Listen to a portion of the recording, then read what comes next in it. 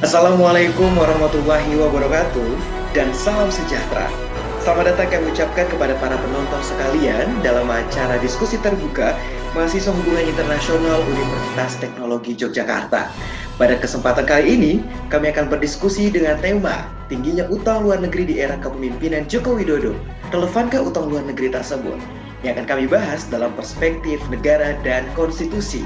Para penonton sekalian, kesempatan kali ini kami telah menghadirkan 4 orang panelis yang kami bagi ke dalam 2 tim, yaitu tim pro dan juga tim kontra.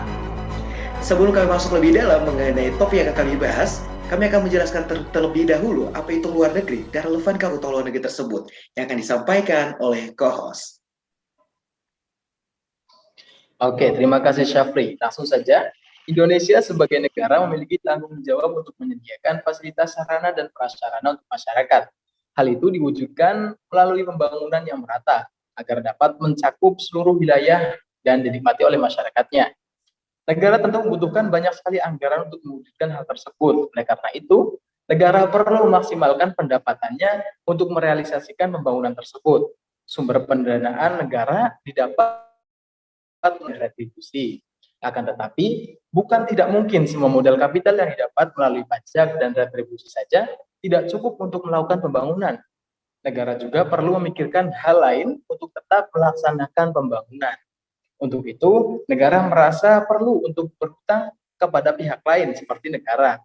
Hal ini disebut dengan hutang luar negeri.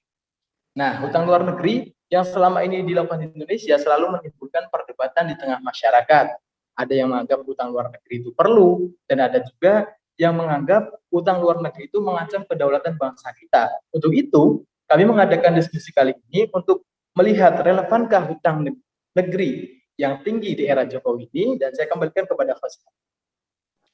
Terima kasih. Sebelum kita melanjutkan diskusi pada malam hari ini, mari kita dengarkan bersama opening statement yang akan disampaikan oleh tim pro. Baik, terima kasih. Jadi, menurut kami, utang luar negeri merupakan suatu hal yang sah dilakukan oleh suatu negara kita. Karena Indonesia sendiri telah mengatur utang luar negeri dalam konstitusi, tepatnya di pasal 5 ayat 2 UUD 45. Pada pemerintahan era Jokowi sendiri di akhir tahun 2020, utang luar negeri Indonesia tercatat sekitar 200 miliar US dollar dan kebanyakan utang yang dilakukan oleh Indonesia dianggarkan untuk infrastruktur serta proyek yang ditujukan untuk memajukan kemajuan negara. Maka dari itu, kami menganggap bahwa utang luar negeri yang dilakukan oleh Indonesia masih dirasa relevan. Terima kasih. Selanjutnya kita akan mendengarkan opening statement dari tim kontra. Oke, thank you Sapri. Menurut kami, utang luar negeri perlu dipertimbangkan untuk dilakukan. Jika dibandingkan di era Jokowi dan SBY, utang di era Jokowi ini lebih tinggi dan juga tidak mengalami penurunan selama 2 periode penuh. Walaupun ULN masih dalam batas aman sesuai Konstitusi Keuangan Pasal 12 ayat 3, kita juga harus waspada dengan pinjaman yang terus kita lakukan. Eksistensi kita sebagai sebuah negara pun juga perlu dipertanyakan. Apakah relevan utang sebesar padan dengan pembangunan yang ada di Indonesia?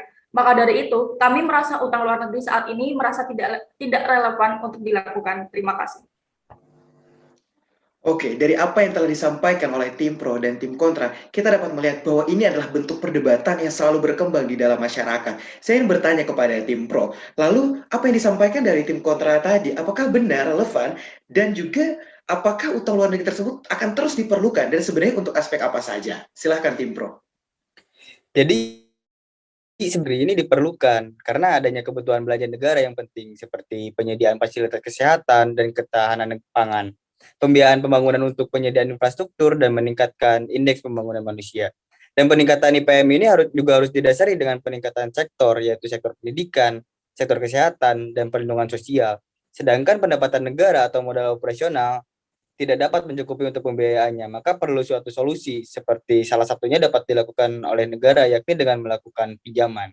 Meskipun Indonesia ini telah cukup tinggi jumlahnya, namun dilihat dari rasio utang pemerintah masih tergolong aman, di mana ini masih sesuai dengan amanat konstitusi kita dalam Undang-Undang Keuangan Indonesia, yang masih jauh di bawah 60% PDB negara.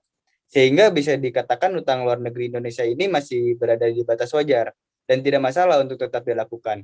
Yang terpenting adalah pinjaman tersebut digunakan sepenuhnya untuk kesejahteraan dan kebutuhan pembangunan rakyat. Oke, dari apa yang disampaikan kita melihat bahwa utang luar negeri ini selalu disasarankan adalah untuk kebutuhan infrastruktur dan pembangunan di negara kita. Lalu bagaimana dengan urusan sosial? Bagaimana dengan konfliktual budaya yang terus berkembang? Silakan, kami persilakan tim kontra untuk menyampaikan pendapatnya. Sebelumnya dilihat dari sisi pembangunan, Indonesia sendiri pembangunannya tidak merata. Ada yang terbengkalai, proyek yang tidak dilanjutkan, bahkan ada yang dibangun asal-asalan. Nah, dengan uang sebanyak itu menurut saya tidak sepadan dengan pembangunan yang ada di Indonesia seperti yang tadi saya sampaikan. Belum lagi dampak sosial yang ditimbulkan. Ada survei yang menunjukkan bahwa masyarakat tidak percaya dengan pemerintah di Indonesia. Nah, terutama dengan utang luar negeri Indonesia sendiri yang terus melonjak. Terima kasih, sebuah bantahan yang cukup keras dari tim kontra. Mungkin selanjutnya dari tim pro, adakah contoh nyata dari utang luar negeri tersebut yang dimanfaatkan untuk infrastruktur atau pembangunan di negara kita dan sejalan dengan kebutuhan dan kesejahteraan rakyat? Baik, dari masalah yang ada, kita juga bisa melihat kebermanfaatan dari utang luar negeri. Utang di masa Jokowi sendiri banyak dianggarkan untuk proyek-proyek pembangunan infrastruktur. Strukturnya pada proyek pembangunan jalan tol yang menganggarkan sekitar 4,77 miliar US dollar dan dilakukan di berbagai kota di Indonesia, salah satunya di tol Sumatera. Yang tak kalah menarik juga dan sangat kita tunggu perubahan besarnya, pemerintah juga menggelontorkan dana dari utang luar negeri sekitar 76,34 juta US dollar untuk program pembangunan desa, di mana utang tersebut dianggarkan untuk proyek pembangunan BUMDes dan juga infrastruktur digital demi menunjang perekonomian. Dan diharapkan dari situ perekonomian di desa pun semakin berkembang dan menuju kemandirian. Dari situ kita bisa melihat beberapa kebermanfaatan dari utang luar negeri yang dilakukan oleh Indonesia.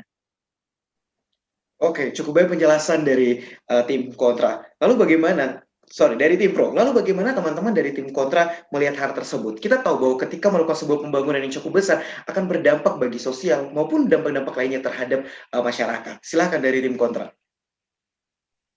Baik, tadi Isna sempat menjelaskan bahwa pemerintah telah sukses membangun jalan tol. Saya tidak tahu cara seperti apa yang dilakukan oleh pemerintah dalam mendapatkan tanah tersebut. Saya akan mengambil contoh lain. Di Wadas akan dilakukan pembangunan tambang oleh pemerintah dengan alasan pembangunan. Namun warga Wadas ini menolak. Mereka memprotes bahwa pembangunan tambang akan merusak kelestarian lingkungan di sana. Jika dilihat dari undang-undang, memang benar bahwa pembangunan itu harus tetap berwawasan lingkungan. Polisi pun diturunkan untuk meredakan situasi. Namun situasi di sana malah alhasil otak fisik pun terjadi. Banyak warga Wadas yang terluka akibat insiden ini. Sampai saat ini kondisi di sana tidak kunjung mereda. Harusnya pemerintah ini sadar bahwa pemegang kekuasaan tertinggi berada di tangan rakyat. Pemerintah tidak bisa memaksakan kehendak apabila rakyat menolaknya. Ini hanyalah sebagian kecil dari perlawanan rakyat terhadap pemerintah yang bergerak secara sepihak. Jika terus dibiarkan, maka konflik serupa akan terus terjadi dan akan mempengaruhi nasional. Seperti itu.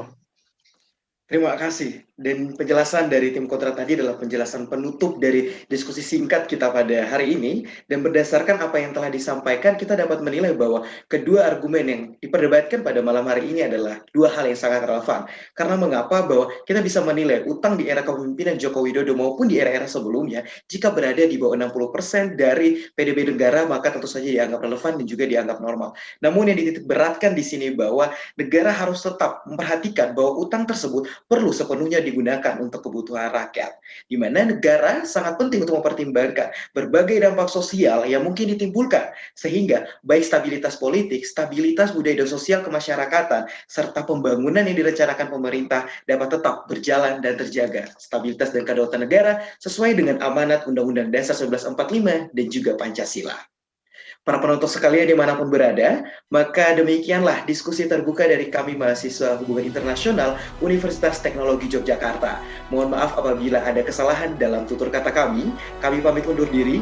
Wassalamualaikum warahmatullahi wabarakatuh dan salam sejahtera.